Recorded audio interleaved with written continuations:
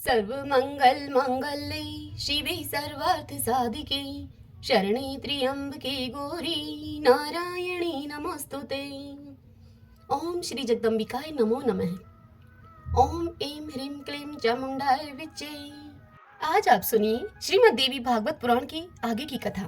सूत जी बोले कि हे मुनियों, पिता से यह कहकर महात्मा पुत्र शुकदेव जी उनके चरणों पर गिर पड़े तथा हाथ जोड़कर चलने की इच्छा से वे बोले कि हे महाभाग, अब आपसे मैं आज्ञा चाहता हूँ, मुझे आपका वचन स्वीकार्य है।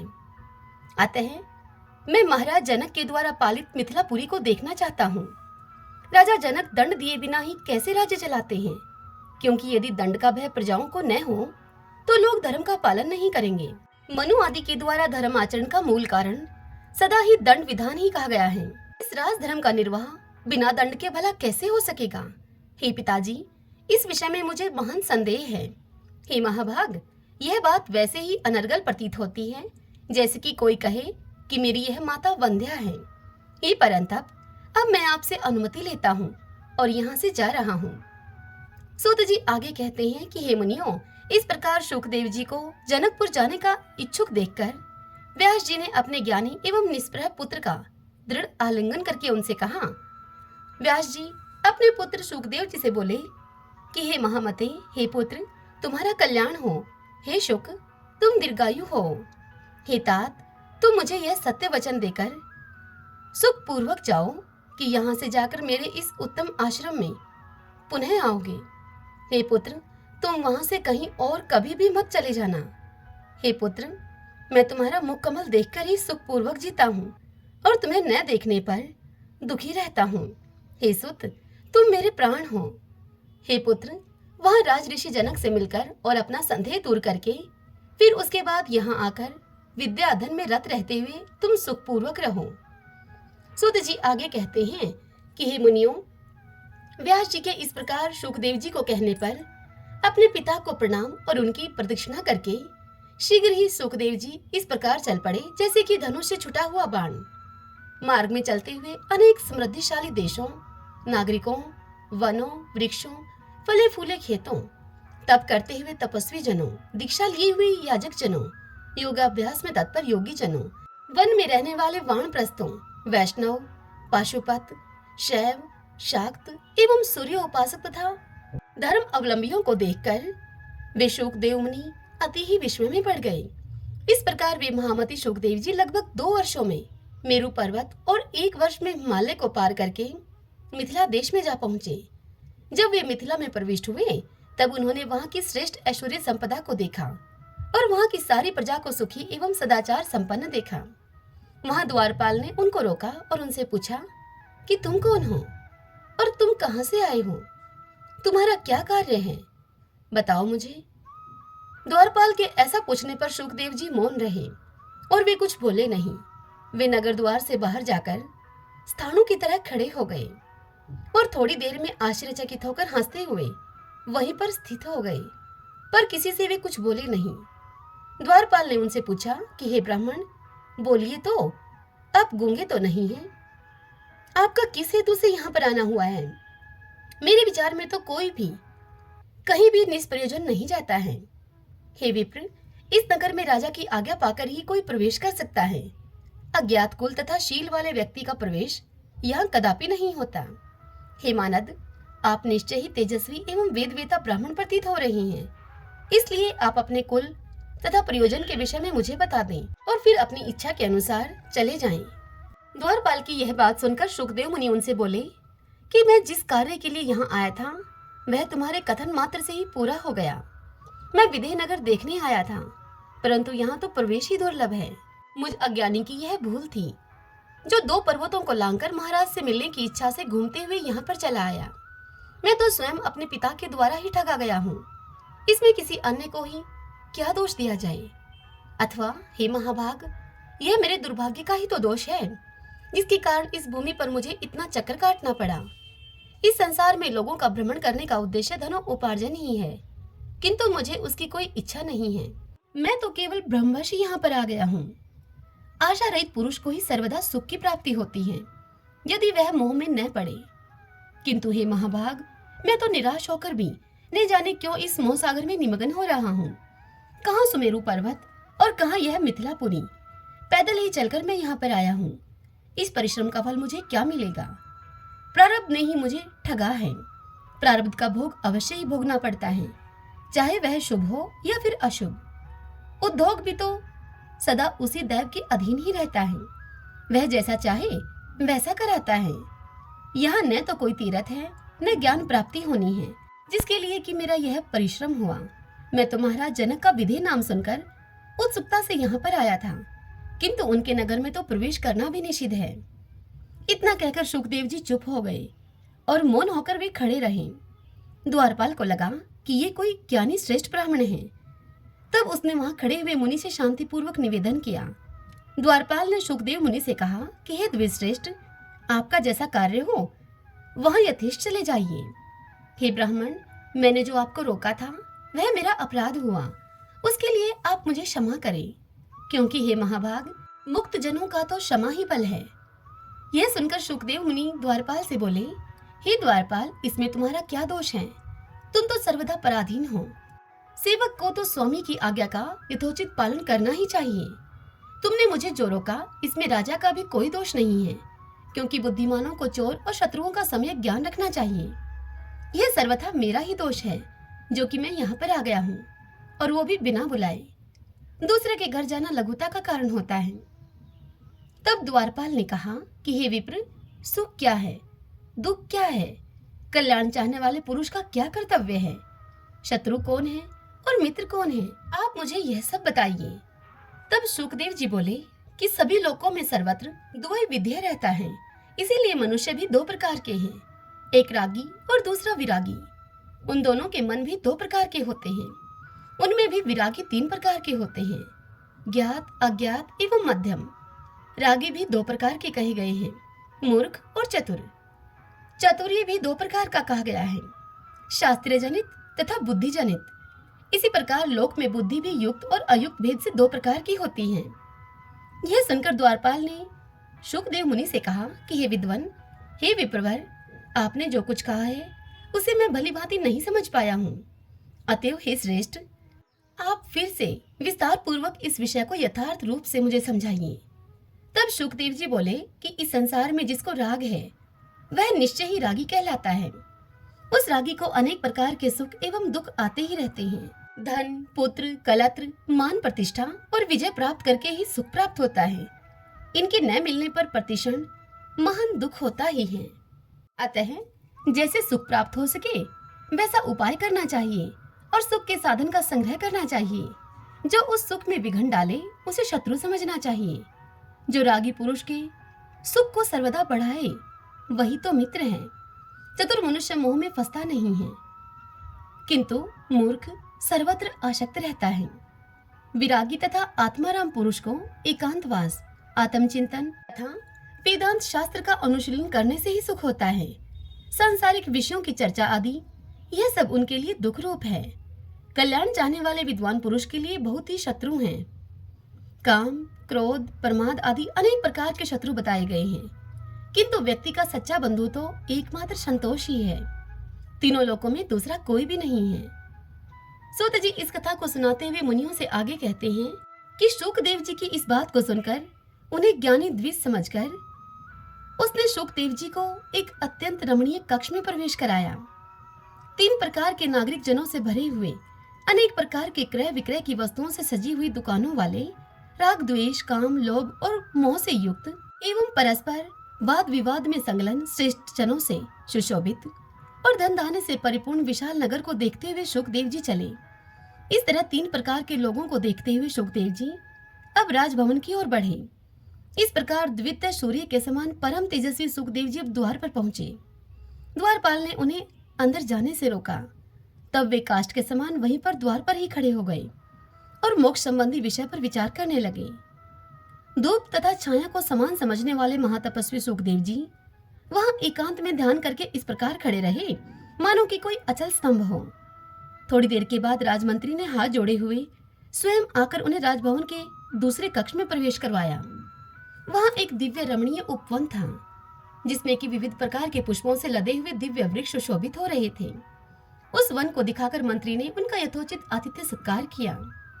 वहां राजा की सेवा करने वाली अनेक वारांगनाएं थीं। वे नृत्य गान में कुशल तथा काम शास्त्र में निपुण थीं।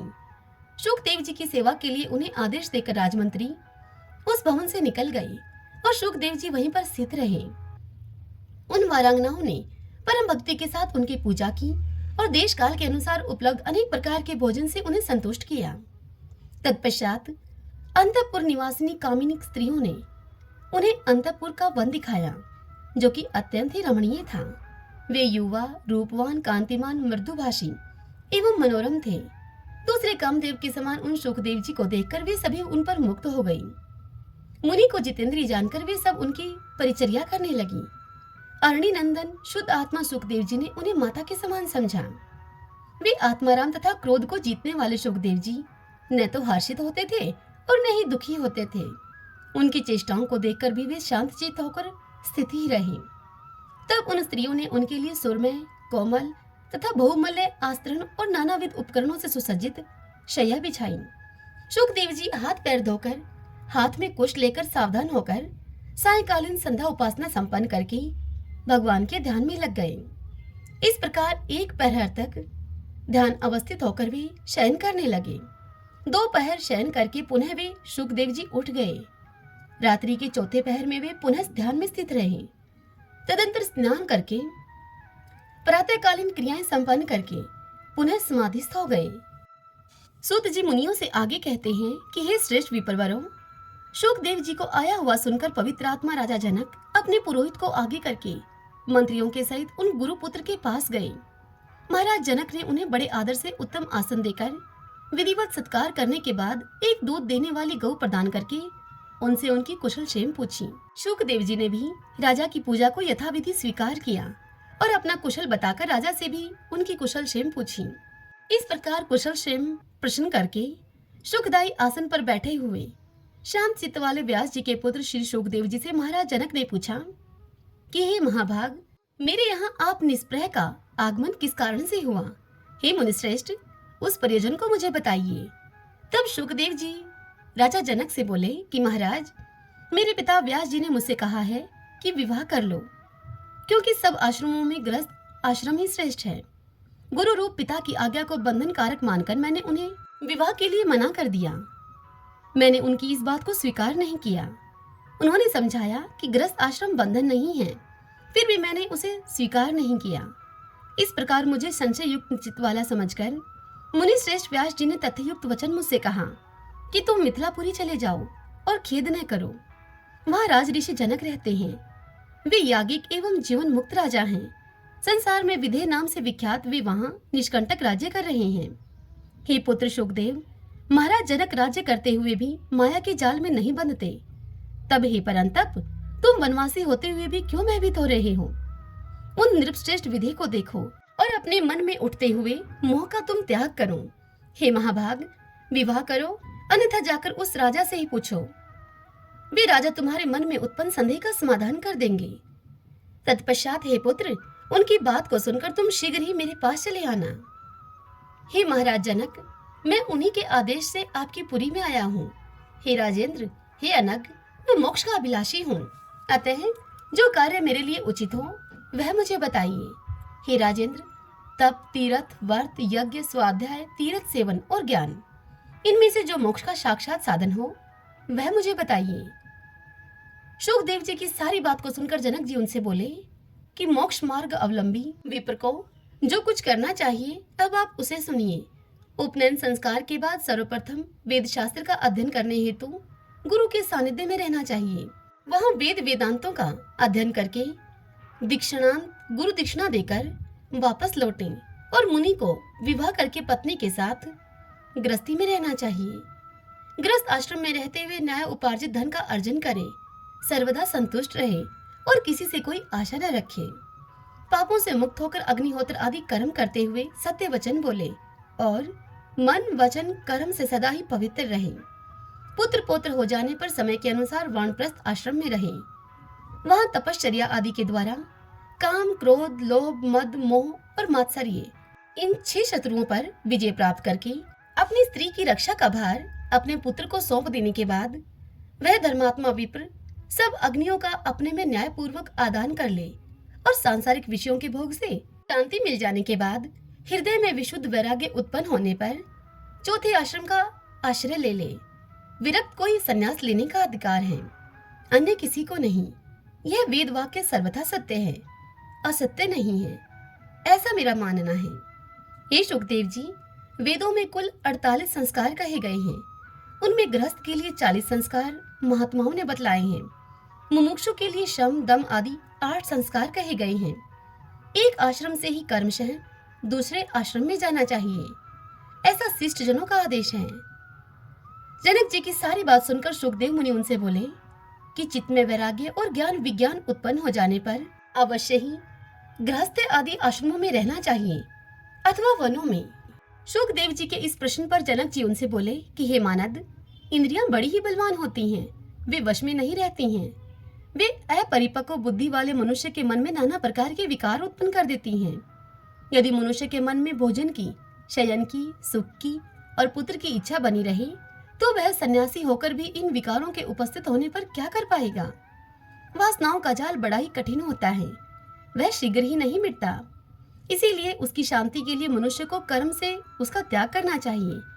ऊंचे स्थान पर सोने वाला मनुष्य ही नीचे गिरता है, नीचे सोने वाला कभी नहीं गिरता। यदि संन्यास ग्रहण कर लेने पर भ्रष्ट हो जाए तो पुनः वह कोई दूसरा मार्ग नहीं प्राप्त कर सकता। जिस प्रकार चींटी वृक्ष की जड़ से चढ़कर शाखा पर चढ़ जाती है और वहां से फिर धीरे धीरे सुखपूर्वक पैरों से चलकर फल तक पहुंच जाती है, विघ्न शंका के भय से कोई भी पक्षी बड़ी तीव्र गति से आसमान में उड़ता है और परिणाम स्वरूप वह थक जाता है, किंतु चींटी सुखपूर्वक विश्राम ले लेकर अपने अभिष्ट स्थान पर पहुंच जाती है। मन अत्यंत प्रबल है। यह मन अजितेंद्रिय पुरुषों के द्वारा सर्वथा अजेय है। इसीलिए आश्रमों के अनुक्रम से ही इसे जीतने का प्रयत्न करना चाहिए। गृहस्थ आश्रम में रहते हुए भी जो शांत, बुद्धिमान एवं आत्मज्ञानी होता है, वह न तो प्रसन्न होता है और न ही खेद करता है। वह हानि और लाभ में समान भाव रखता है। जो पुरुष शास्त्र प्रतिपादित कर्म करता हुआ सभी प्रकार की चिंताओं से मुक्त रहता है, आत्मचिंतन से संतुष्ट रहता है, वह निसंदेह मुक्त हो जाता है। हे अनग, देखिए, मैं राजकार्य करता हुआ भी जीवन मुक्त हूँ। मैं अपने इच्छा के अनुसार सब काम करता हूँ, किंतु मुझे शोक या हर्ष कुछ भी नहीं होता। जिस प्रकार मैं अनेक भोगों को भोगता हुआ तथा अनेक कार्यों को करता हुआ भी अनासक्त हूँ, उसी प्रकार हे अनग, आप भी मुक्त हो जाइए। ऐसा कहा भी जाता है कि जो यह दृश्य जगत दिखाई देता है, उसके द्वारा अदृश्य आत्मा कैसे बंधन में आ सकता है। पृथ्वी, जल, अग्नि, वायु एवं आकाश, ये 5 महाभूत और गंध, रस, रूप, स्पर्श एवं शब्द, ये उनके गुण दृश्य कहलाते हैं। आत्मा अनुमान गम्य है और कभी भी प्रत्यक्ष नहीं होता। ऐसी स्थिति में हे ब्राह्मण, वह निरंजन एवं निर्विकार आत्मा भला बंधन में कैसे पड़ सकता है। हे द्विज, मन ही महान सुख दुख का कारण है। इसी के निर्मल होने पर सब कुछ निर्मल हो जाता है। सभी तीर्थों में घूमते हुए वहाँ बार बार स्नान करके भी यदि मन निर्मल नहीं हुआ तो वह सब व्यर्थ हो जाता है।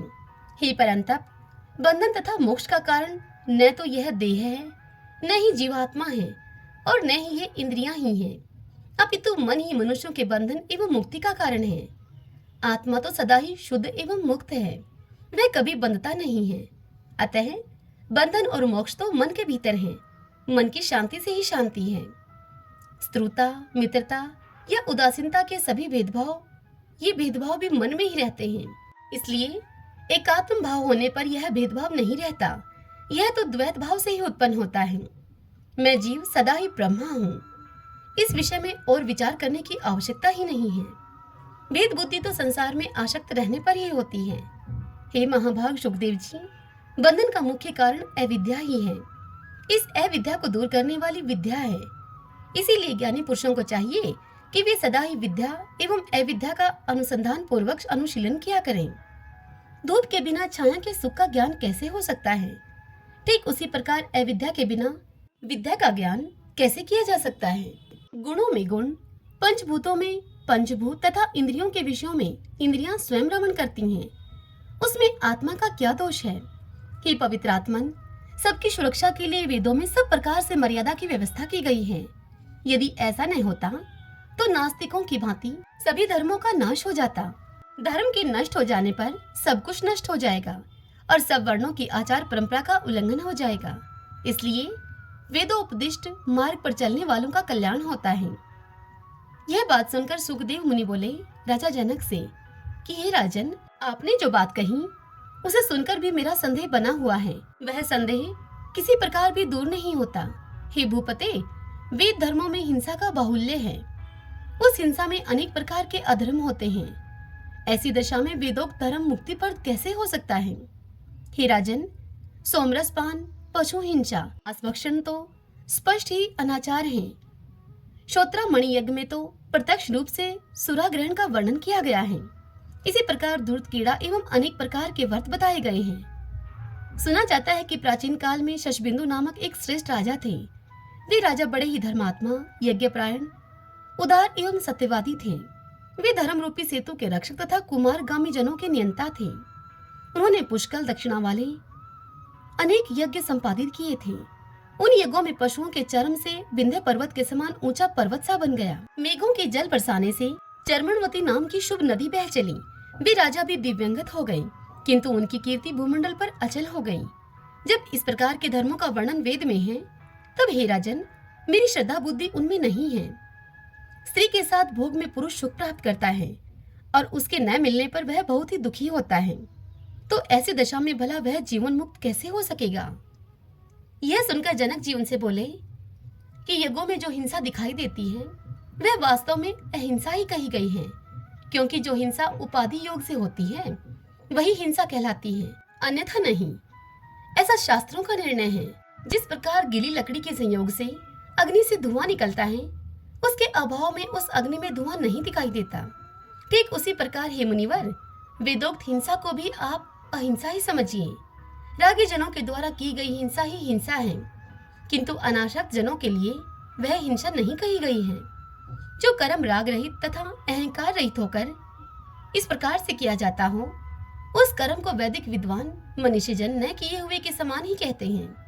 हे द्विश्रेष्ठ, रागी ग्रस्तों के द्वारा यज्ञ में जो हिंसा होती है वही हिंसा है। हे महाभाग, जो कर्म राग रहित तथा अहंकार शून्य होकर किया जाता है वह कर्म जितात्मा मुमुक्षु जनों के लिए अहिंसा ही है। यह सुनकर सुखदेव मुनि बोले कि हे महाराज जनक, मेरे हृदय में यह शंका हो रही है कि माया में लिप्त रहते हुए कोई मनुष्य निष्प्रह भला कैसे हो सकता है? शास्त्र का ज्ञान प्राप्त करके नित्य नित्य का विचार करने पर भी चित्त से मोह नहीं दूर होता, तब भला यह मनुष्य मुक्त कैसे हो सकेगा? मनुष्य के मन में स्थित मोह को दूर करने के लिए केवल शास्त्र बोध ही समर्थ नहीं हो सकता, किंतु केवल दीप जलाने की बात करने से अंधकार दूर नहीं होता। अतः बुद्धिमान मनुष्यों को चाहिए कि वे कभी किसी से द्वेष भाव न रखें। परंतु हे नृपश्रेष्ठ, ग्रस्त से वह कैसे संभव है? अभी तो आपकी धन प्राप्ति की कामना, राज्य सुख तथा युद्ध में विजय प्राप्त करने की अभिलाषा शांत नहीं हुई है, तब आप जीवन मुक्त कैसे हो सकते हैं? अभी भी चोरों के प्रति चोर बुद्धि तथा तपस्वी के प्रति साधु बुद्धि आपकी है ही। अपने पराये का भेदभाव भी अभी आप में है। तो फिर हे राजन, आप विधेय कैसे हुए? अभी आप कटु, तिक्त, कैसैले तथा खट्टे रसों का तथा भले बुरे का ज्ञान रखते ही हैं। हे राजन, आपका चित्त शुभ कर्मों में रमता है, अशुभ कर्मों में नहीं रमता। जागृत, स्वपन, सुषुप्ति ये अवस्थाएं अभी आपको समय के अनुसार होती ही हैं, तब भला आपको तुरीय अवस्था कैसे प्राप्त होती होगी?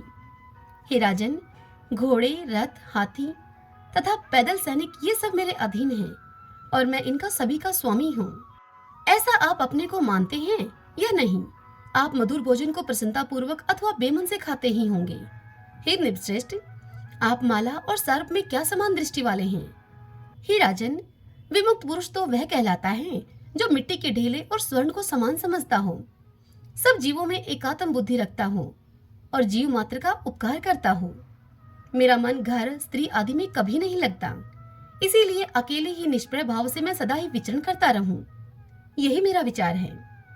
निःसंग, ममता रहित और शांत होकर केवल पत्र, मूल, फल इत्यादि ग्रहण करता हुआ मैं निर्द्वंद एवं अपरिग्रही होकर मृग की भांति स्वच्छंद विचरण करूंगा।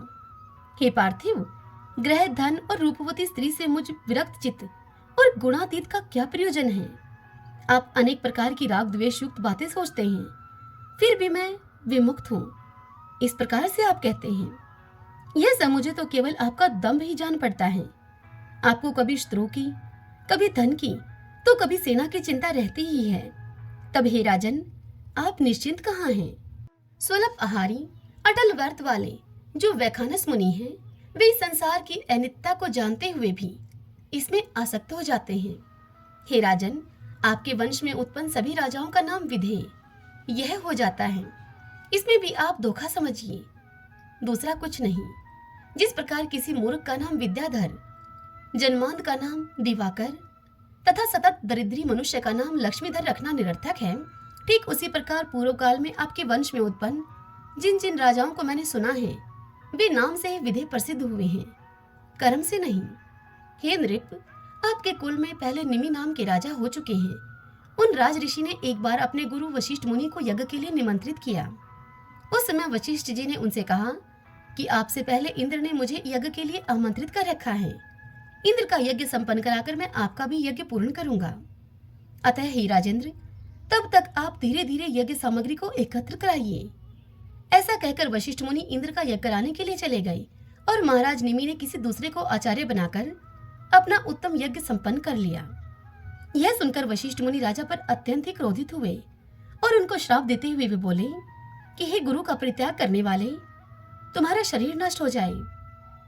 यह सुनकर महाराज निमि ने भी श्राप दिया वशिष्ठ मुनि को कि आपका भी शरीर नष्ट हो जाए। इस प्रकार वे दोनों एक दूसरे के श्राप से नष्ट हो गए, ऐसा मैंने सुना है। हे राजेंद्र जनक, विधेय होकर भी राजा ने अपने गुरु को स्वयं श्राप क्यों दे डाला? हे नृपश्रेष्ठ, यह तो मेरे मन में परिहास जैसा प्रतीत हो रहा है। यह सुनकर राजा जनक सुखदेव मुनि से बोले कि हे विप्रवर, आपने ठीक ही कहा है, इसमें मिथ्या कुछ भी नहीं है, ऐसा मैं मानता हूँ। फिर भी आप मेरी बात को सुने। हे विप्रेंद्र, गुरु व्यास जी मेरे परम पूज्य हैं। उन अपने पिता का साथ त्याग करके आप वन में जाना चाहते हैं। वहां भी तो मृग आदि पशुओं के साथ आपका स्नेह संबंध रहेगा ही, इसमें संदेह नहीं है। पृथ्वी जल आदि महाभूत तो सर्वत्र ही विद्यमान हैं। तब आप निसंग कैसे हो पाएंगे? और फिर हे मुने, भोजन आदि की भी चिंता आपको रहेगी ही, तो आप निश्चिंत कैसे रहेंगे? जिस प्रकार आपको वन में दंड और मृगचरम की चिंता बनी रहेगी, ठीक उसी प्रकार मुझ विचारशील राजा को भी राज्य संबंधी चिंता तो होगी ही। आप तो भ्रम में पड़कर यहाँ तक दूर देश में आए हैं। मुझे किसी प्रकार का विकल्प रूपी संदेह नहीं है, क्योंकि मैं तो सर्वथा निर्विकल्प हूँ। हे विप्र, मैं सुख से भोजन करता हूँ और सुख पूर्वक शयन करता हूँ। हे मुने, मैं बद्ध नहीं हूँ, इस भावना से मैं सर्वदा सुखी रहता हूँ। इसके विपरीत मैं बद्ध हूँ, इस शंका से आप सर्वदा दुखी ही रहते हैं। अतः आप इस शंका को छोड़कर सदा ही सुखी एवं स्वस्थ हो जाइए। यह शरीर मेरा है, यही बंधन का कारण है। यह मेरा नहीं है, ऐसा निश्चय ही मुक्ति है। यह ग्रह संपत्ति राज्य मेरा नहीं है, ऐसा मेरा दृढ़ निश्चय है। राजा जनक यह बात सुनकर शुकदेव मुनि उनसे बोले, ओम नमः चंडिकाय। आज की कथा में बस इतना ही। इससे आगे की कथा सुनने के लिए आप कल तक का इंतजार कीजिए। कल की कथा में हम सुनेंगे शुकदेव जी का व्यास जी के आश्रम में वापस आना, विवाह करके संतानोत्पत्ति करना और परम सिद्धि की प्राप्ति करना, सत्यवती का राजा शांतनु से विवाह और 2 पुत्रों का जन्म, राजा शांतनु की मृत्यु, चित्रांगद का राजा बनना और उसकी मृत्यु, विचित्र वीर्य का काशीराज की कन्याओं से विवाह करना और क्षय रोग से मृत्यु होना, व्यास जी के द्वारा धृतराष्ट्र, पांडु और विदुर की उत्पत्ति। कल हम इस पावन कथा का रसपान करेंगे। आज की यह कथा आप सबको कैसी लगी? कमेंट बॉक्स में जय माता दी लिखकर और इस वीडियो को लाइक करके मुझे आप अवश्य बताइए। ओम नमः चंडिकाय।